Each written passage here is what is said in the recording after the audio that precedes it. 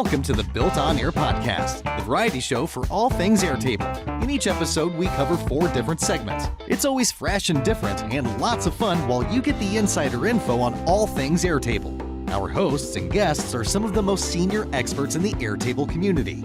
Join us live each week on our YouTube channel every Tuesday at 11 a.m. Eastern, and join our active community at BuiltOnAir.com. Before we begin, a word from our sponsor, On2Air Backups. On2Air Backups provides automated Airtable backups to your cloud storage for secure and reliable data protection. Prevent data loss and set up a secure Airtable backup system with On2Air Backups at On2Air.com. As one customer, Sarah, said, having automated Airtable backups has freed up hours of my time every other week and the fear of losing anything. Longtime customer David states, On2Air Backups might be the most critical piece of the puzzle to guard against unforeseeable disaster. It's easy to set up, and it just works. Join Sarah, David, and hundreds more Airtable users like you to protect your Airtable data with On2Air Backups. Sign up today with promo code BuiltOnAir for a 10% discount. Check them out at On2Air.com. And now let's check out today's episode and see what we built on air.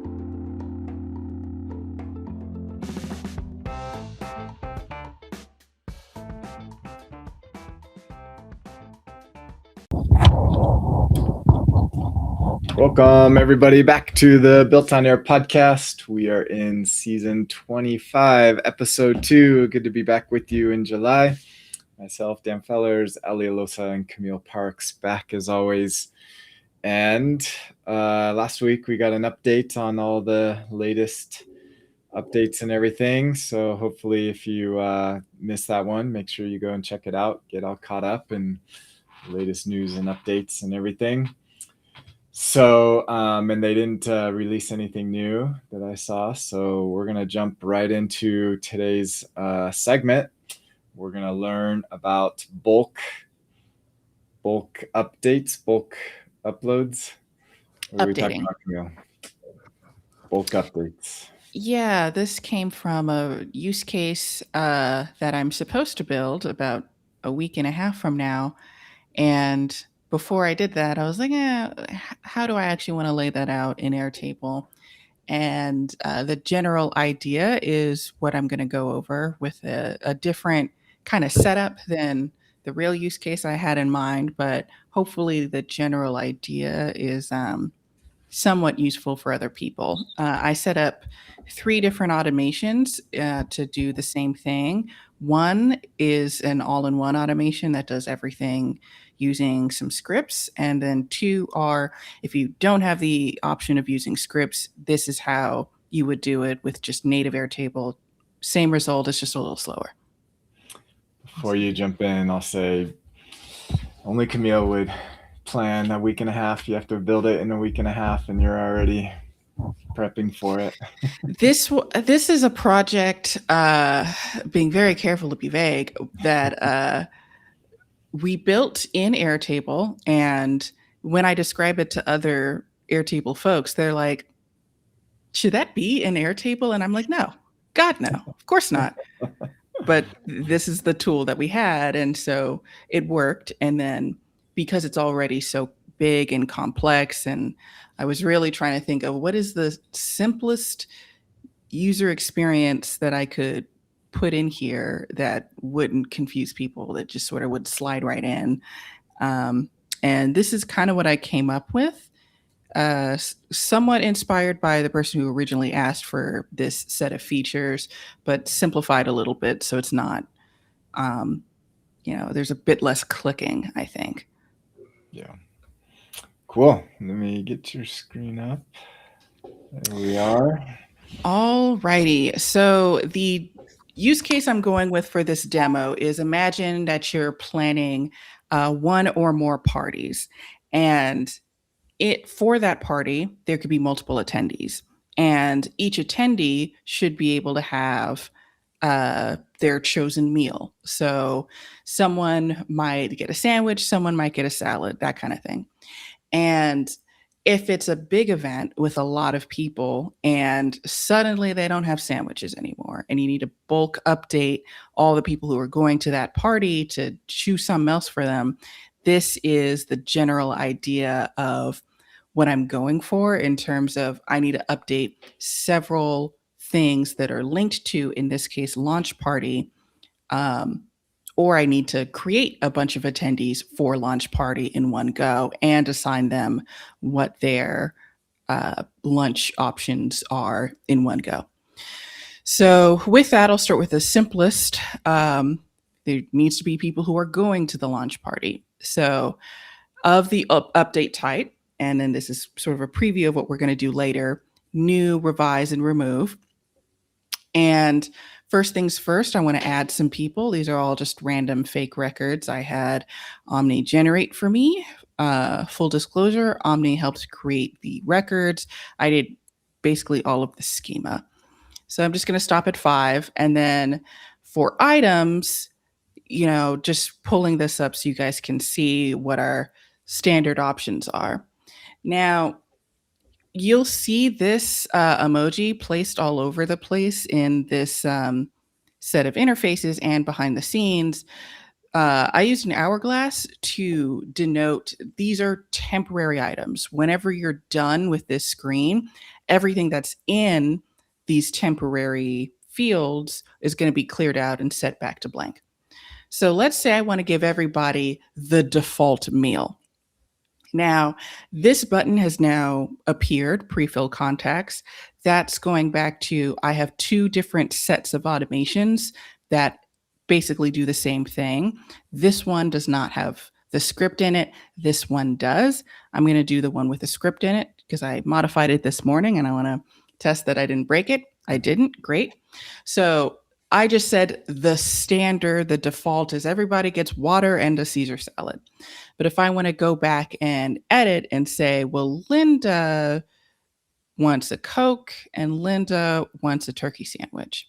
And maybe Fatima still wants water, but she wants a ham sandwich or something like that. That allows me to, in this temporary field, do that pick and choosing of items to add to these contacts. But the way that this base is set up, it's not just parties and contacts, it's parties and contacts, and the table is called requests, but think of it like attendees. So I need to create new records that represent Alex going to launch party and receiving water and Caesar salad. So if it's a new type request, that's really simple. If I scroll down, it gives me a little summary of, I'm not editing any existing records, I'm creating 5. So I'm going to hit create, and hopefully this part of the script isn't broken either. It's not. Great. So that's going to go in and clear out some things, and then the second update record automation should be clearing out some things too. I see Airtable is reconnecting for me. Actually, I think my Wi-Fi may be a little down. Uh-oh. Or Airtable. Yeah. Jesus. In the time between our last episode and now, there was a mild outage. Mhm. There was. It says reconnected. I am expecting this to go back to empty. So it's possible that something broke behind the scenes, but let me just, in a new tab, show you what just happened. So here's even more of those temporary fields that you saw before. And if I go to requests, I now have 5 records, all for launch party with those 5 contacts I clicked on. Their type is new. And then here's the actual items that they're getting.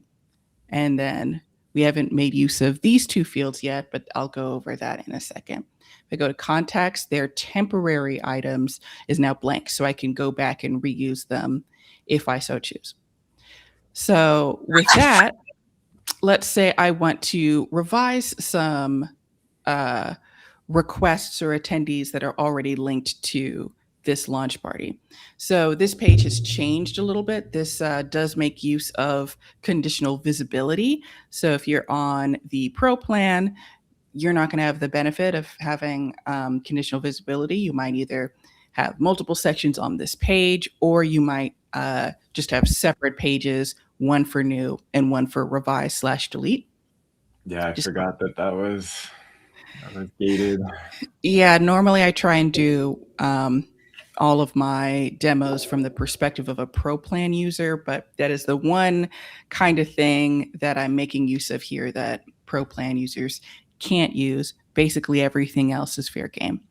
So the idea here is I could do the same sort of pre-fill options I could have before, but with a little bit extra as well. So let's say I wanted to selectively update these two people and I wanted to set them back to the default, I could do that. So if I hit bulk,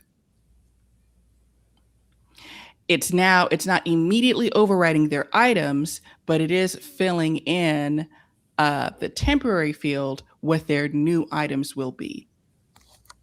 So if that looks good to me, I can go back and submit. I'm actually not going to do that, and I'm instead going to show a different option. I'm going to skip current and go for specific. I can say I want to give these people Sprite and pasta salad. And if I hit bulk, it should fill that same field with what I just selected and then reset these back for me. Again, if I'm done, I can hit update and it says these are the two that you're about to update. But lastly, I do want to go over the use of current. What current is going to do is copy and paste this field into this field. And the reason that's here is because it allows me kind of really quickly to say they're not going to match. I just know I have to update both Alex and Fatima at the same time. So Alex is changing his meal, but Fatima is just changing her beverage, for example. And that's each of these are basically just time savers. You don't have to use the pre-fill options. You could just go in directly and make your selections if you so chose. In the real example that this was brought up for, it would be hundreds of possible requests for any one like launch party at any given time. That's why pre-fill is pretty useful in this case. 5, not that crazy, but if you have a couple hundred, yeah, you're probably going to want to pre-fill some of these. And this select field that also has the temporary hourglass symbol is what controls which one to pre-fill, because I don't necessarily need to update every single request that's gone forward for launch party. I might just need to update some of them. And I chose the grid view option because it allows people to quickly select all if they need to, or they could copy and paste if they need to. Same thing with these. You don't need to use the pre-fill current because you could just copy and paste in that regard. So that's frustrating where it's like there's some things I like the list for, but like you were saying, grid does certain things that list view can't. I wish that list view could support the grid like. I would agree. I think list has some advantages because list will or can, I should say, be the full height of every single record, but grid can't. So you have to pick small, medium, large, basically. But list can't. You can't do this copy and paste stuff. Yeah. Mm-hmm. That and the summary bars I also really miss when it comes to a list view. Yeah, I don't really make too much use of this because it's not really numeric, and because this is so narrow, it doesn't look great. But the idea of how many are you about to select, that you can get with the grid versus with the list view. And while I'm at it, I also made this a tabbed view so you could quickly go to, well, here's the only things that are going to be affected. These other 3 requests shouldn't change once I hit the update button here at the bottom. Great. So now a couple things have happened. The items have changed, but you'll notice this went from new to revise. So in the original use case, it was important to keep track of, is this a brand new request that's never really been modified, or is this a request that might have already come through and someone might have already approved and made the order, but now it's been revised? It was pretty important for that team to be able to know, oh, I might have to do something extra with this one because an order might have already gone out. So the automation knows to kind of flip that field from new to revise, and it matches whatever you've selected. And the last use case here is removing people from the launch party. So I might say for two of the ones that I didn't modify, I might take their requests and just remove them. The pre-fill option went away because if you're removing somebody, you don't need to change what they're getting. You're just saying they're not getting anything. They're not going to the party. So same thing. It tells me what my options are. It leaves the items where they are because it just sort of helps to identify requests of like, oh yeah, they're getting the turkey sandwich. We'll have one more turkey sandwich than we thought we would because Linda's no longer growing, that kind of thing. And that's the kind of high level overview of what this bulk updater tool does. And from there, I can go into behind the scenes of how the automation works. And then the alternate automations you could use if you didn't have availability with scripts.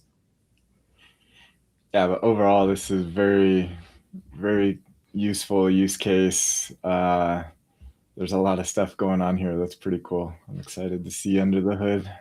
It's pretty simple, mostly because I'm really updating one field. But you could extend this to be, if there's 5 different things that you need a bulk updated once, you just scroll a little bit more to the right, but the plumbing is all the same, basically.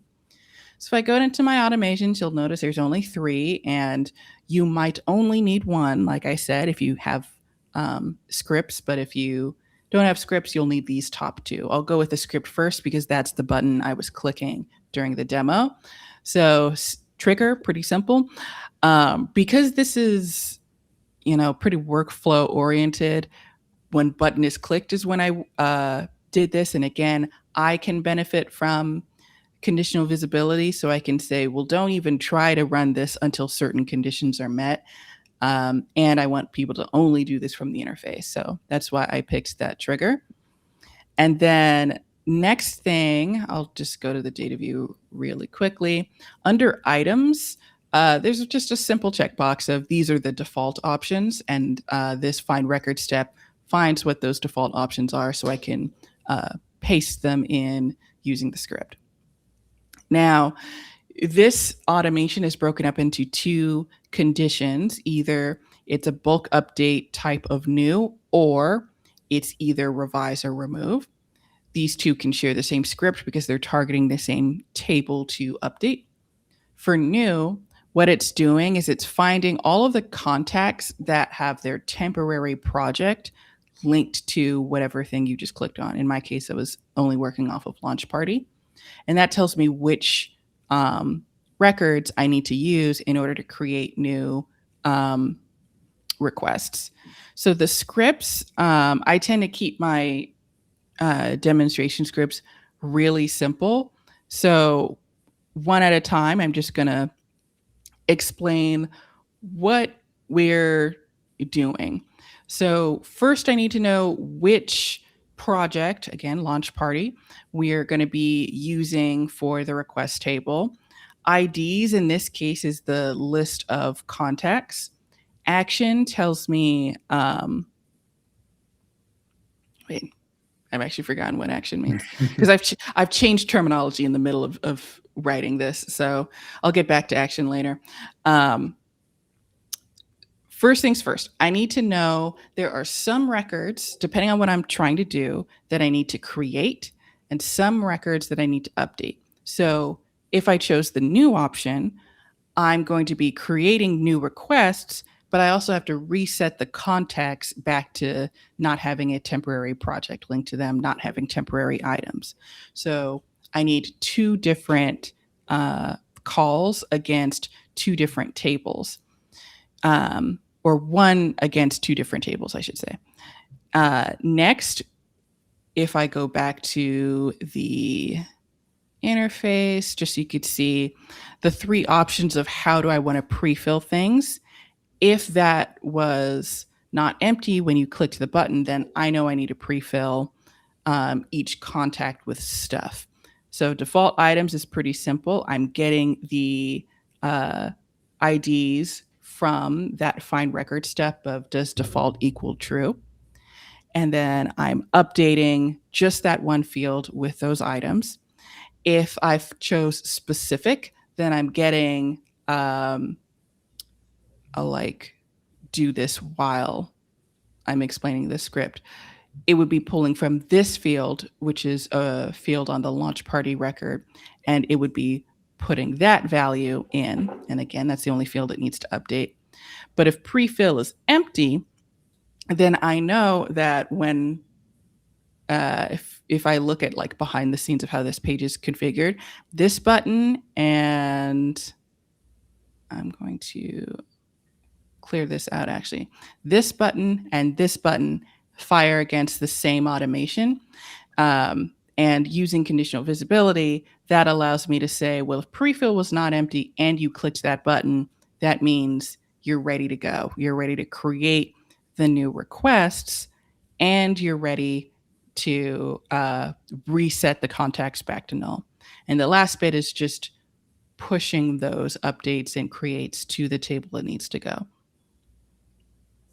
And then if I exit out of here, the next is a condition inside a condition, which is a relatively new feature. Again, I was trying to keep this to like minimum infrastructure, if that makes sense. So again, if pre-fill is empty, then I know we're done, which means all of the temporary fields can go back to normal. If not, then only some of them need to go back to normal. Just get rid of the pre-fill options up at the top so I can go back and select a new option if I wanted. Revise and remove is very much the same. In fact, the script is pretty similar, except I don't need to interact with the context table at all. So from here about down, it's basically the same script. It's just only targeting the request table. So I don't need to create anything new. I'm just updating existing requests. And with that, these are the same as well, exactly the same as the conditions above. So that's how I was able to do it all within one automation and one of two scripts, depending on what you're trying to do. But if you don't have options with scripts, I was able to do it in two automations, one for contacts and one for requests. So in this case, when button is clicked is referring to this button here, which will conditionally appear depending on what you're doing. It is going to do the clear out the temporary items option first. That's because ideally I would have it after this loop, but you can't do that in Airtable automation, so it happens first. And then same thing as before, I'm getting all of the context that I need to update. I'm getting all of the items that are the default, that part's the same. But now instead of a conditional group, now I have a repeating loop. And inside of that repeating loop, and I'm repeating for each contact that's associated temporarily with this project, inside that are the conditions. And the conditions are what type of pre-fill is happening. If I'm pre-filling with a default, then fill in that find record step. If I'm filling in with specific, which again, response to this, it would be pulling from this item here. And then same thing, same concept as the script before. If pre-fill is empty and you click to the button, well, that means you're ready to go. So in this case, create a new request for each contact linked to whatever project you're on, linked to that current contact in the loop, linked to the temporary items that are associated with this contact, and it would always be of type new. And then go back and clear out the contact's temporary fields. Requests, very similar, except that has the addition of pre-fill this request what its currently requested items are. Current is not relevant if you're creating a new request because there is no current. It doesn't exist yet. So that's the only difference between these two automations other than the table it's updating. Excellent. Okay, did I understand correctly? So the script is, if you have scripting, you can do it that way. Otherwise, you use the other two. Yes. So you don't need 3 automations. You either need 1 automation or 2 automations. And did you always have all 3 turned on? So you have both approaches running? Yeah.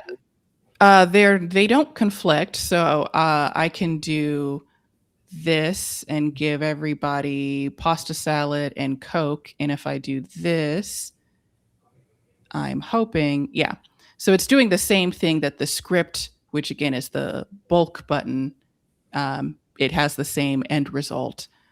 I might have gotten rid of the update button at the bottom that's connected to the non-script automations, but that was okay.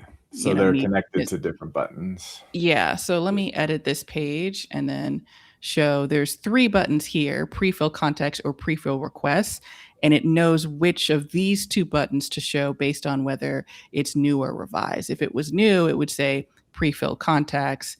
If it were revised, it would say pre-fill requests, this one. And if it were maybe show where you set up that visibility.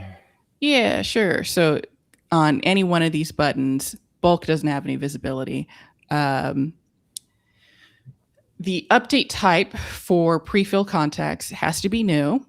And I only want it to show if we aren't pre-filling anything or we're pre-filling with default. And then contacts, temporary contacts is not empty because if I try to run this and I haven't selected anybody to add yet, then what's the point of the automation? It's not going to, the loop is going to be empty. So don't show the button until there's at least 1 contact to loop through in the first place. And then for pre-fill requests, that visibility is a little bit simpler. It's just, is the bulk type either revise or remove? And if pre-fill items is not empty. And again, pre-fill items is this field here, where it's what type of thing are you trying to pre-fill? And this itself has its own visibility because it shouldn't be visible if you're removing. Again, you're not pre-filling. If you're removing people, you're just removing them. Mm-hmm. And then items has visibility where if you're pre-filling with something specific, well, then you need to know which items are the specific ones you want to pre-fill. Otherwise, you don't need this field at all. Love it. I find myself really missing the conditional visibility when I'm working on an account that doesn't have it.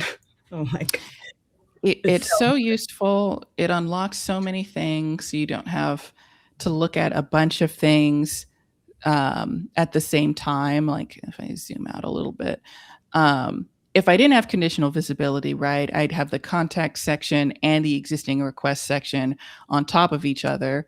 And I guess you might be able to use that to your advantage if you wanted to add new people and revise existing people in one go. I suppose that could be useful, but I would find that a little bit confusing because it's like, well, what am I doing exactly? And then you'd probably have to have 2 different pre-fill fields because are you pre-filling the contacts or are you pre-filling your existing requests? So conditional visibility really helps in that you only have to give 1 link to people to say, oh, you need a bulk update, go to this page, and not, well, either go to this page or that page. You can give people 1 place to go and they only have to look at what's relevant at the time.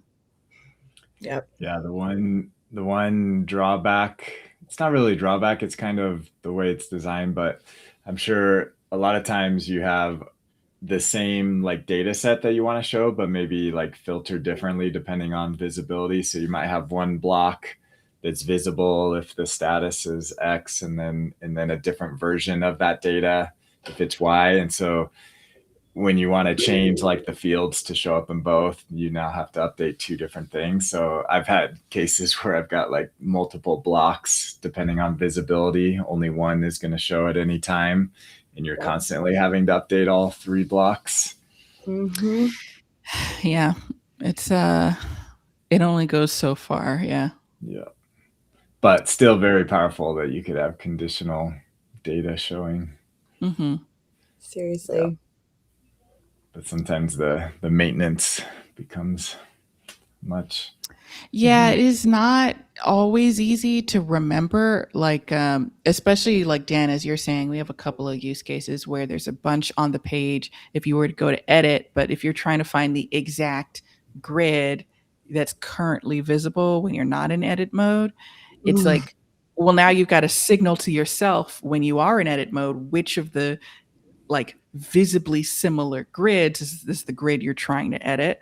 And you can do that with either the name or the description sometimes, but sometimes you don't want to confuse your end users about, I don't understand what this description means, you know, that kind of thing. So yeah, there's a couple of things that make it a little bit hard to maintain over time if you have a bunch of stuff hidden.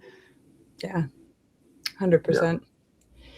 I love this approach, though. It makes me think of like the early days of interfaces when you couldn't add records at all, and you had to like make up automations like this to even add one record. Like you'd have the button click, add the record to that table. But like this is super useful when it comes to adding many things at the same time, which is awesome. Yeah, over time, interfaces have gotten pretty far, and this is another time where like, well, maybe you should make a custom interface for yourself if this is like a key workflow and conditional visibility is not cutting it, and or anything like that. That might be useful to you, but this layout, the record review, I think is what it's called, is good enough, I think, for what I was trying to like show is possible. You know, it gives me just enough where I can have helpful things like this of, okay, you're about to edit 3 things, even though there's 5 things in the table, things like that. Yeah. Yeah, the one thing I struggle with the record review is reusability, right? So a lot of times, like that's one of the benefits of the record detail sidebar is you could reuse that in other pages. Yep. And if you can't reuse these. All the time. Very true. And I think I tried to explain this verbally before, but like this page, right? Bulk updater, this page actually has 2 parts to it. The whole page is called bulk updater, but this section here, which is basically a detail page, has its own name that you can only find in a couple of ways. Either like this, you have a when a button is clicked and it'll tell you the name of the button that's useful. But first of all, interface is on here twice. And buttons on here twice. That's bizarre. But like inbox record detail is what this is called. But like inbox is the old name for record review, I guess. But like you can't really control that. Depending on how you arrive at a page, though, you can. So, pro tip, and again, I tried to explain this verbally and it wasn't helpful, I don't think. Add a button that triggers an automation and then go to that automation and then click this thing. And then you get the actual detail page for this thing. And then you can rename it. I don't think I've ever seen this page. I found it not by doing this, but this is the easiest way to do it. If you have Sandbox on and you were to edit this page, it'll say, oh, you've updated inbox record detail, and God help you if you've duplicated this page, because it'll say inbox record detail 2 every time you've duplicated it. So it's not 2, 3, 4, 5. They're all 2, even though they're different pages. So I went down the rabbit hole a little bit of being like, how could I possibly tell the difference between these very similar pages? The real use case that this was inspired by has, I want to say 6 to 8 of these pages that are very similar, but they have clear differences in terms of how they're filtered and all of that.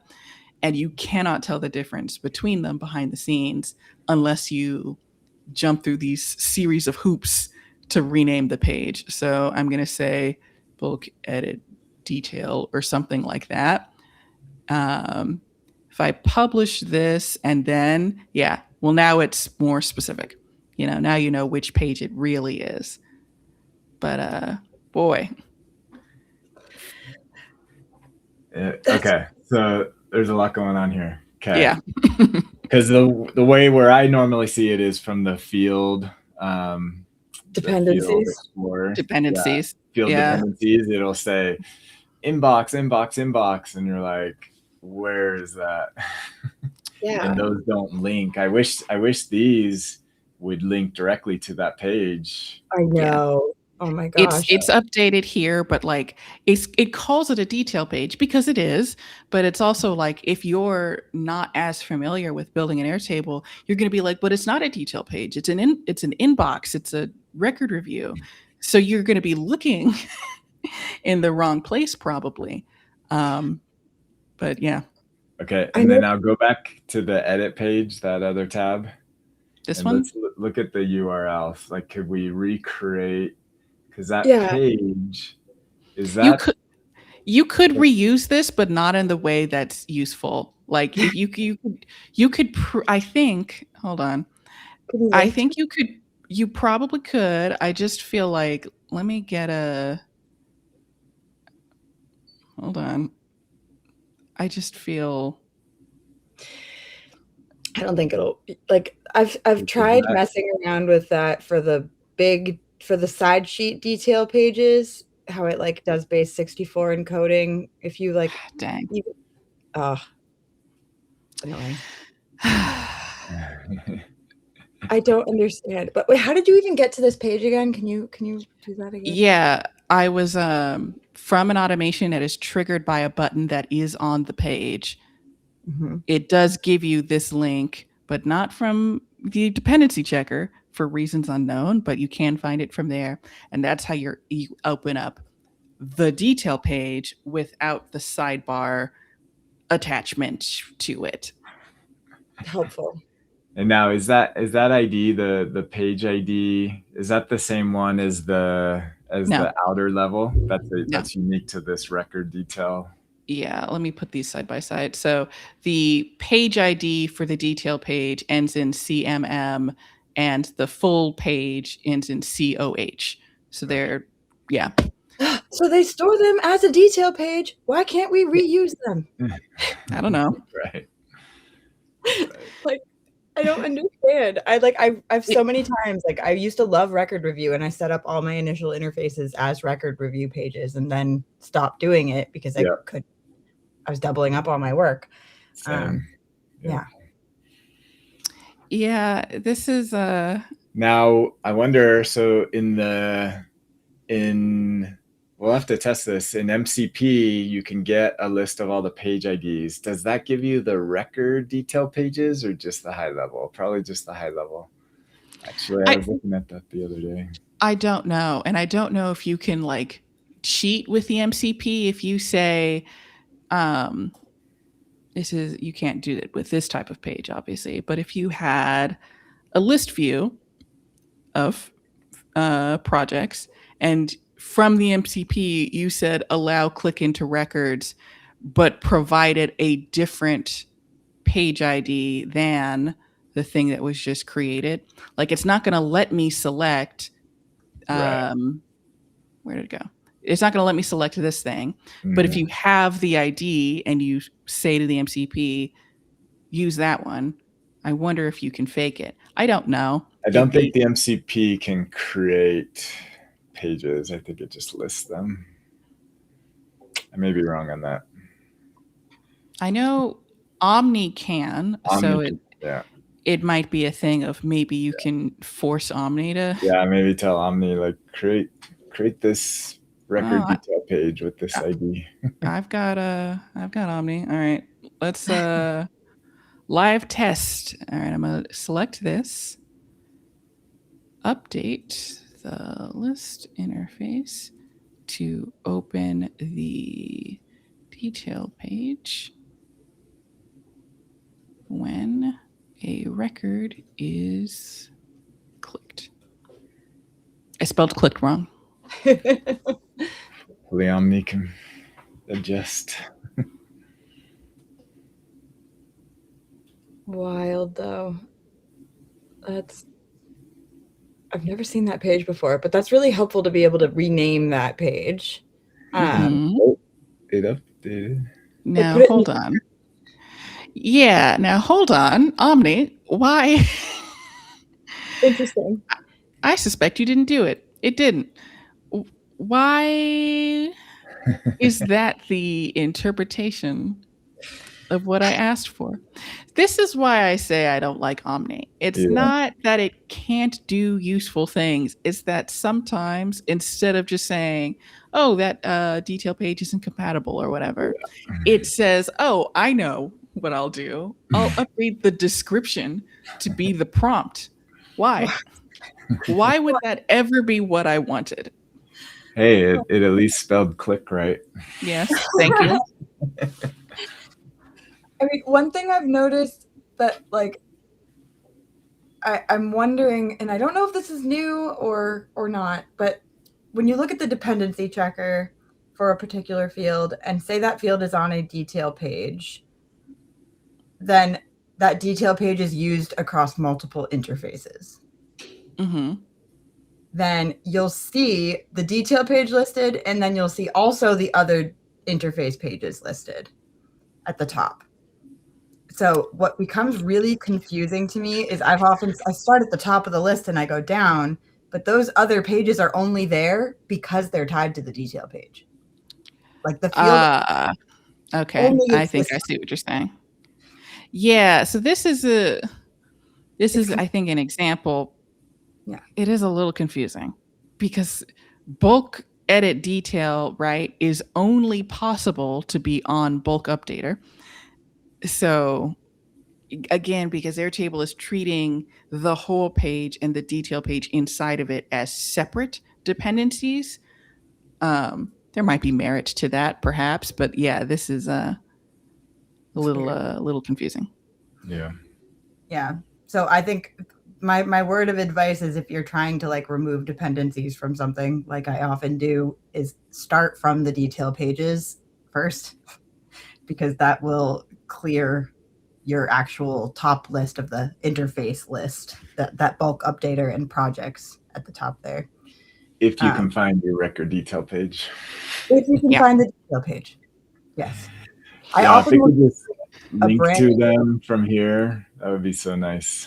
Yeah, they only expand and collapse. They don't go to the page like you can from automations. Yeah. Exactly. Like I'll often create a brand new interface with a list. Like I'll put a dashboard layout and just drag a bunch of different groups onto it. So I can just go to that page to switch them to the different detail pages for each table. Like without having to remember what page has it. I just create a brand new list and then I edit it that way. But yeah. Okay, I've got one more. Go to your data layer for like requests. I think you added on requests. Okay, so for your select field, what are your reasons to use circles or click on the edit field and show all the different icons you can use? What are your reasons for Jesus Christ, the recommended whatever. Here are all of my options. Yeah. So I chose there were a couple of reasons, right? I'm gonna go back here. Go away. Couple of things. If you're using the grid like I am, you have the native checkboxes that don't do anything. Like I can't like bulk unlink or bulk delete or anything based on some settings that I've included, but I didn't want to confuse people by having two blue checkboxes right next to each other. So that's why I didn't choose the check, which is the default. And I chose blue as opposed to green because green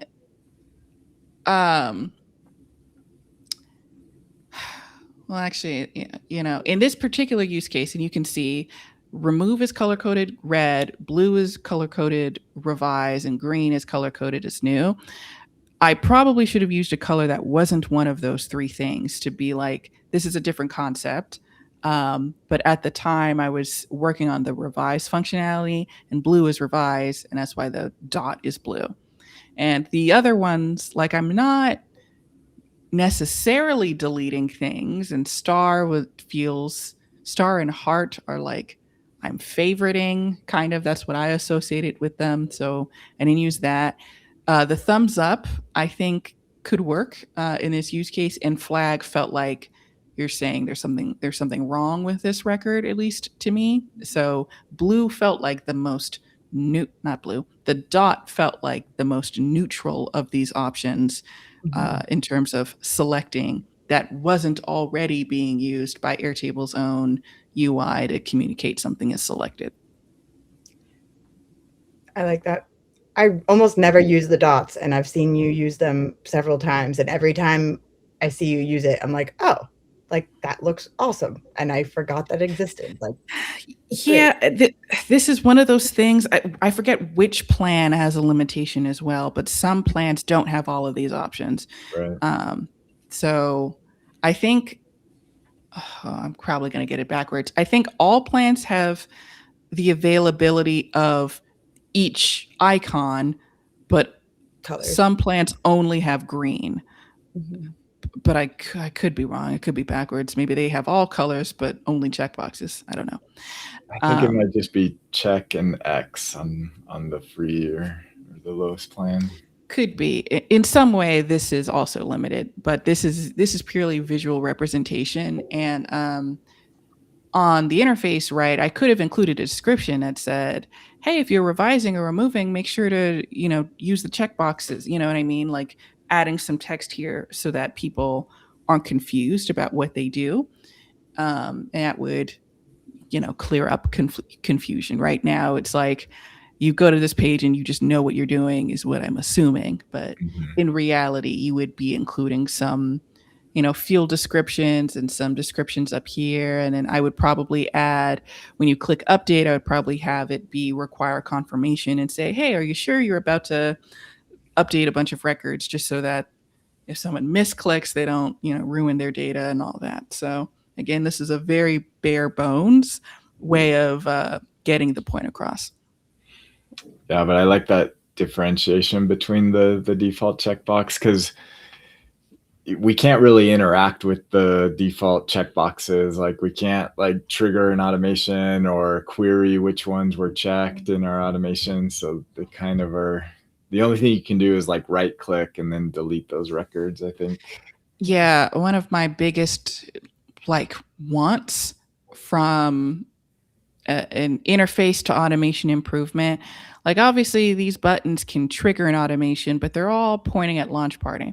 What I would want is you can have buttons on a linked record visualization like this. What I want is to say, based on what is currently visible on my screen. So if I put in my own filter, or if I've moved to the selected tab like I've done, run an automation based on launch party, but include the visible records as another parameter, so that I don't need this select field, because this is data, right? Yeah. Go ahead, Allie. No, I was just saying it drives me crazy. Yeah, it's extra stuff that you kind of have to put in, and something that you have to consider. This is all in the revision history, so depending on what your workflow is, this could be really annoying to parse through. It's a bunch of, I selected it and I unselected it. You know what I mean? It's Airtable is keeping score, and sometimes you don't want to modify the data, and this kind of brings back to, is this a good use case for not using inline editing, but using the edit as form thing? And the answer is no. I tried. I really wanted it to be a good use case. It wasn't. We've got a couple more minutes. I suppose I can explain why. I'm going to go to a new one, right? If I change this page, and instead of being inline editable, switch this to form, Edit is up here, and I can't control the placement. That's sort of petty, but that's fine. I'm going to hit publish and then just sort of explain why I find this to be not the best. What I want to say is, like, if I'm doing new, right, I then need to select which contacts to add, which I could do from this form. But if I choose revise, then I have to use that checkbox to indicate which records I want to revise. And I can't do that from here. So I would have to do, okay, save. And then now, all right, there are no existing requests for this one. But then I would do the checkbox here. And then I'd go back to edit. And then I would say, okay, we'll pre-fill with the default items, right? And then hit save. And then I could switch the trigger of the automation to be whenever this is not empty or something. So I don't have to do a second button click. But it breaks up the flow of, I can't just do everything from the form. I have to finish the form, edit some stuff, go back to the form, and then submit. So it didn't quite work in this instance. The advantage of it, if it did work out for me, is that there'd be a few less things in the revision history log, because both pre-fill items and items, for example, could be updated in one save operation, and I wouldn't see like everything piecemeal. Everything would just sort of be one action, and it's a little cleaner in that regard. Yep. Agreed. I also wish you could have more than one edit button. Like let you do edit this section, then edit this section. Like, yes, that's what I would like. I'm going to flip this to new really quickly just to sort of demonstrate. Even though inline editing is off, right, that doesn't have anything to do with the things down here. I can edit this just fine. So it's like, conceptually, I get it, because I'm not editing after party. I'm editing contacts that happen to be linked to after party. But you know what I mean? Like, it's not if you were trying to look for one easy way to stop editing everything on this page, this isn't going to help you. You have to go back to the grid and turn off editability for this grid, which is separate from the editability of the whole page. Yeah. Fascinating. Yeah, that's crazy. We explored a lot of things. This is very useful, and found a new Easter egg that I've never knew about. So that's awesome. Yep. Thank you for sharing that, Kamille. Hopefully that was useful. Hopefully you gained some insights into bulk updates and conditional visibility and accessing all the pages and everything. So lots of useful tips in here. Thank you. And we will be back next week for another deep dive into a fun, exciting use case. So have a great week, and we'll see you next time. thank you.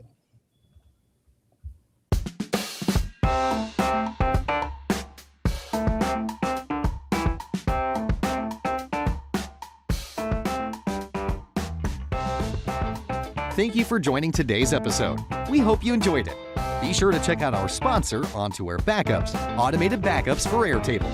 We'll see you next time on the Built on Air podcast.